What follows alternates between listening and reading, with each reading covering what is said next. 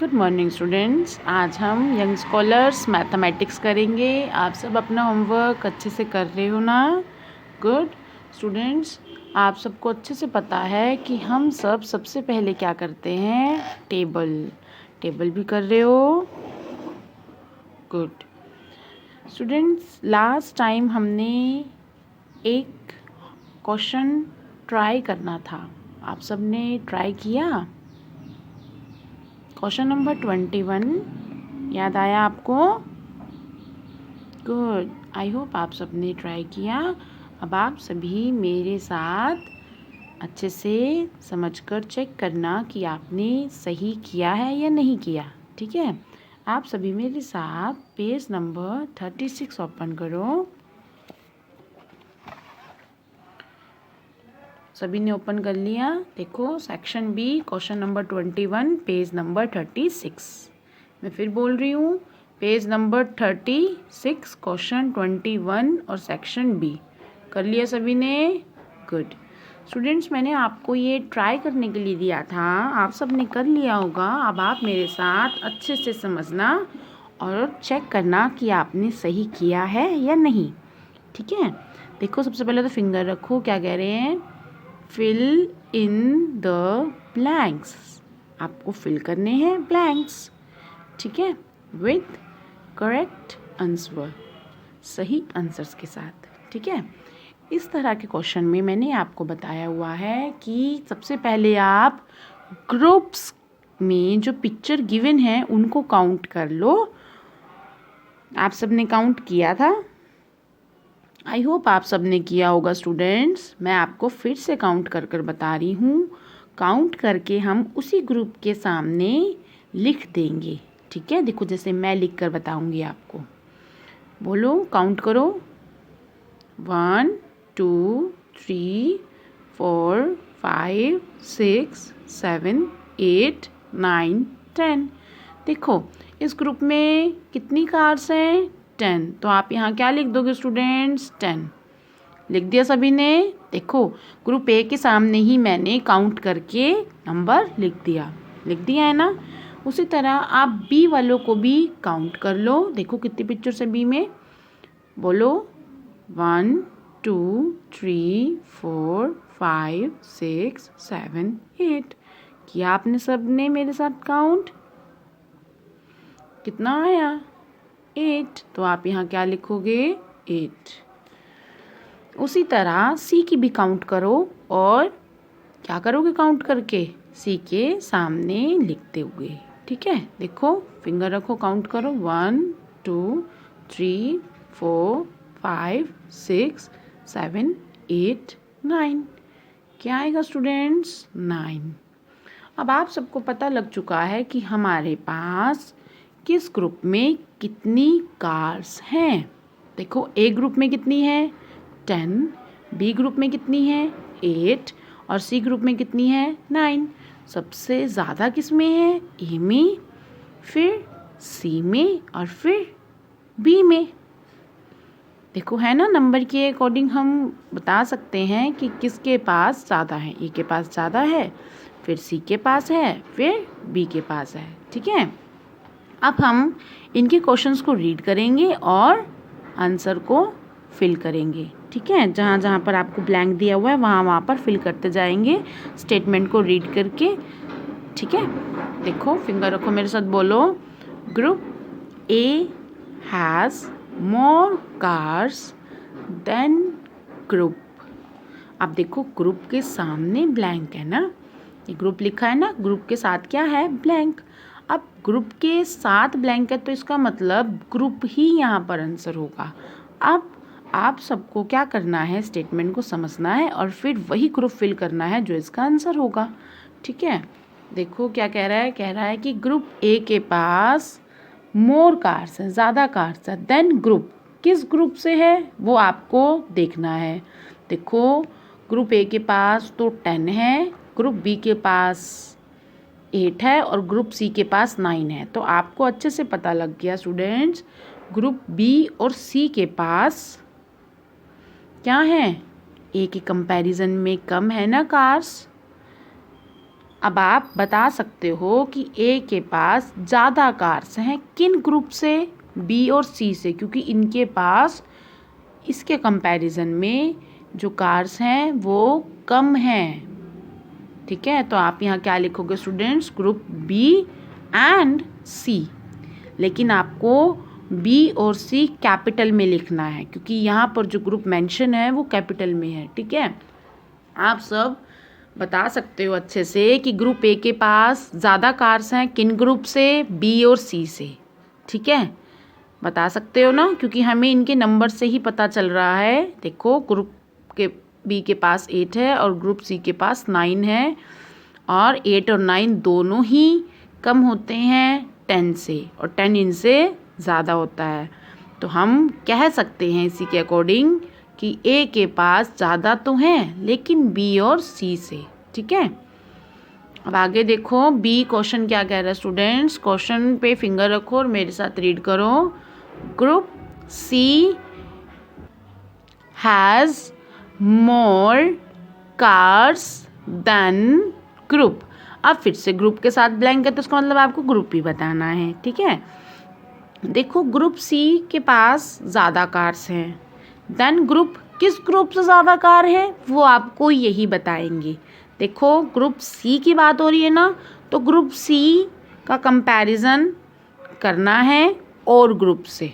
ठीक है, क्योंकि जब हमें क्वेश्चन में कहा गया ग्रुप सी, तो हम ग्रुप सी को ही कंपेयर करेंगे बाकी सब ग्रुप से और उसी के अकॉर्डिंग अपना आंसर देंगे। देखो ग्रुप सी में कितनी कार्स हैं, 9। ठीक है, और ये 9 किससे ज़्यादा है ये हमें बताना है यहाँ। ठीक है, देखो आप खुद ही देख पा रहे हो कि सी के पास 9 है और बी के पास 8 है और ग्रुप ए के पास 10 है। अगर हम सी को इन दोनों ग्रुप से कंपेयर करें तो हमें ये पता लगता है कि सी के पास एक ही ग्रुप है ऐसा जो इससे ज़्यादा है। ठीक है, और वो कौन सा है, बी। देख सकते हो 9 है सी के पास और 8 है बी के पास, और एक ही ग्रुप हुआ ना स्टूडेंट्स वो, और वो कौन सा हुआ, बी, जो कि सी से ज़्यादा है। तो आप यहाँ पर क्या लिखोगे स्टूडेंट्स, कैपिटल बी। ठीक है, क्योंकि हमें आंसर बी ही पता लगा है ना।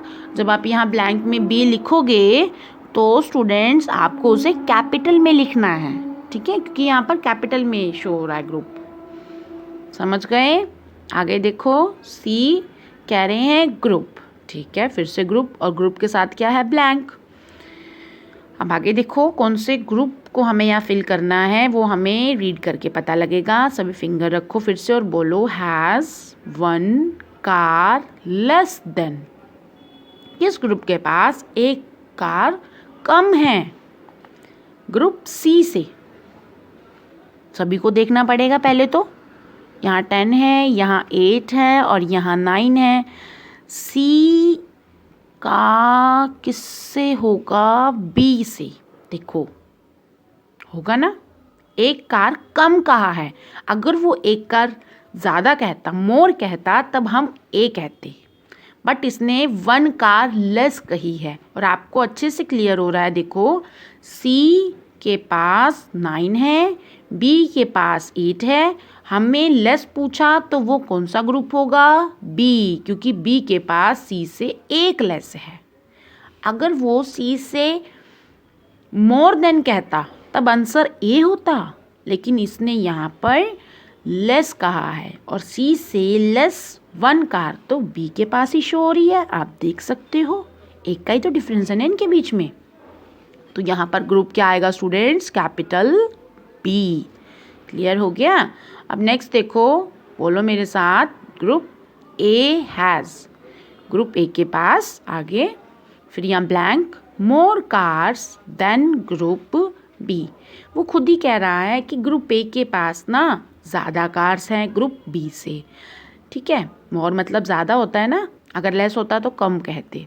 उसने कहा कि ग्रुप ए के पास बी से ज़्यादा हैं, लेकिन कितनी ज़्यादा हैं, ब्लैंक मोर के साथ हमसे ये पूछना चाहता है कि कितनी ज़्यादा है।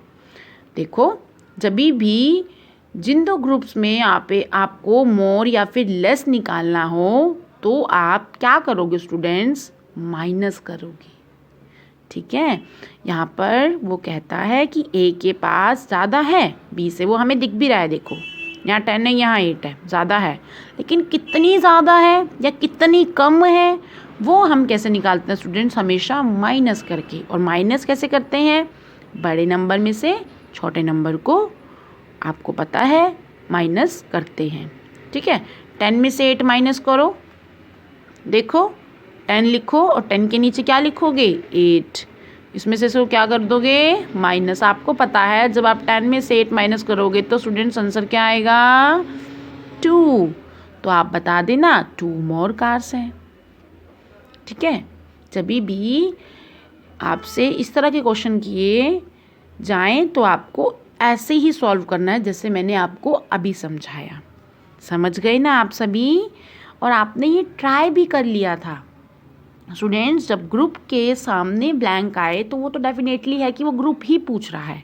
ठीक है, लेकिन जब ब्लैंक मोर या लेस के साथ दिखे तो इट मीन्स आपको वहाँ पर नंबर में आंसर देना है। जैसे यहाँ डी में देखो, ब्लैंक किसके साथ था? मोर के साथ।